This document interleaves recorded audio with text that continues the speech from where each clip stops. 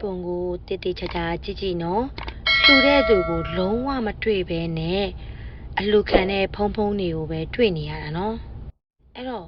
လူမတွေ့ရပဲနဲ့ဖုံဖုံတွေကိုစွန်းထိုင်လှူနေတာတဲ့နော်ဒါကပြီးခဲ့တဲ့စက်တင်ဘာ26ရက်နေ့ကထိုင်းနိုင်ငံလမ်းပန်းမြို့မှာမနက်စောစောဖုံဖုံ3ပါဝန်ခံရင်းနဲ့အဲ့ဒီနေရာကိုရောက်တော့ဖုံဖုံတွေကစွန်းလှူခံကြပြီးတော့ဆူတောင်းပေးလိုက်သေးတယ်ရှင်အဲ့ဒါကိုအနာကစွန်းအလူရှင်တချို့နဲ့ဘုန်းကြီးကျောင်းသားတွေကမြင်ပြီးတော့လန့်သွားကြတယ်။ဘာလို့လဲဆိုတော့ဖုံဖုံတွေကိုစွန်းလူနေတာလူလည်းမတွေ့ရအောင်။အဲ့ဒီလူတဲ့သူကိုဖုံဖုံ3ပါးကပဲမြင်တွေ့နေရတာ။ဒီနာကလူတွေကဖုံဖုံတွေကဘသူကိုစုပေးနေတာလဲဆိုပြီးတော့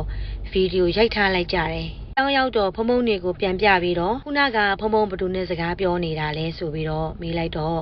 ဖုံဖုံကလည်းအဲ့ဒီဗီဒီယိုကိုမြင်ပြီးတော့အရန်ကိုစွန့်အားသွားတယ်။အဲ့ဒီဖုံဖုံကဘာပြောလဲဆိုတော့သူဒီမှာနေလာတာ14နှစ်ရှိပြီ။တခါမှအဲ့လိုမကြုံဘူးဆိုပြီးတော့သူမိန့်ခဲ့တယ်။တခြားဘာမှတော့ဖုံဖုံကထပ်မပြောဘူးတဲ့ရှင်။အဲ့ဒီတော့အဲ့ဒီနေရာကအရင်တုန်းကမတော်တဆမှုနဲ့ဆုံးပါသွားတဲ့သူတွေရှိတယ်လို့လည်းသိရတယ်။အဲ့ဒီစွန်းကိုလှူတဲ့သူကဘယ်သူလဲဆိုတာကိုတော့ဒီဖုံဖုံနေပဲသိမှာပဲဖြစ်ပါတယ်။တခြားသူတွေမမြင်ရပေမဲ့ဖုံဖုံနေရတော့မြင်ရပါတယ်။ဒီအဖြစ်အပျက်ကထိုင်းနိုင်ငံမှာနာမည်ကြီးသွားတဲ့အဖြစ်အပျက်တစ်ခုဆိုလည်းမမှားပါဘူး။